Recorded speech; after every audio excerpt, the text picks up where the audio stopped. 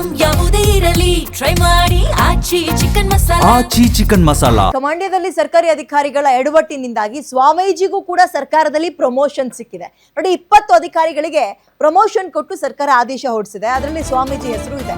ಸ್ವಯಂ ನಿವೃತ್ತಿ ಪಡೆದು ಸ್ವಾಮೀಜಿ ಆದವರಿಗೂ ಕೂಡ ಬಡ್ತಿ. ಸ್ವಯಂ ನಿವೃತ್ತಿ ಪಡೆದು ಸ್ವಾಮೀಜಿ ಆದವ್ರಿಗೂ ಪ್ರಮೋಷನ್ ಸಿಕ್ಕಿದೆ. ಸ್ವಾಮೀಜಿ ಆದ HL ನಾಗರಾಜ್ಗೆ ಪ್ರಮೋಷನ್ ಕೊಟ್ಟು ಆದೇಶ ಹೊರಡಿಸಿದ್ದಾರೆ. ಸದ್ಯ ವಿಶ್ವ ಒಕ್ಕಲಿಗ ಸಂಸ್ಥಾನದ ಪೀಠಾಧಿಪತಿಗಳಾಗಿದ್ದಾರೆ ನಾಗರಾಜ್. ನಿಶ್ಚಲಾನಂದನಾಥ ಅಂತ ಹೆಸರನ್ನ ಬದಲಾಯಿಸಿಕೊಂಡಿದ್ದಾರೆ. ಈ ಹಿಂದೆ ಇವರು KS ಆಫೀಸರ್ ಆಗಿ ಮಂಡ್ಯದಲ್ಲಿ ADC ಆಗಿ ಕೆಲಸ ಮಾಡ್ಕೊಂಡಿದ್ರು.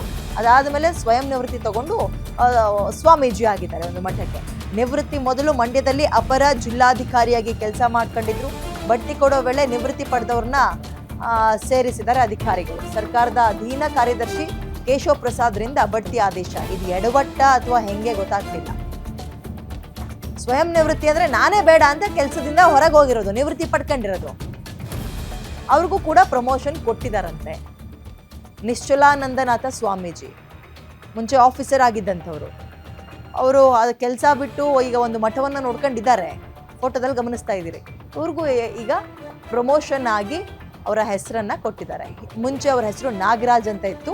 ಇವರು ಯಾವಾಗ ಕಾವ್ಯನ ಹಾಕೊಳ್ಳೋಕೆ ಶುರು ಮಾಡಿದ್ರು ಆಗಿನಿಂದ ನಿಶ್ಚಲಾನಂದನಾಥ ಅಂತ ಹೆಸರನ್ನ ಬದಲಾಯಿಸ್ಕೊಂಡ್ರು.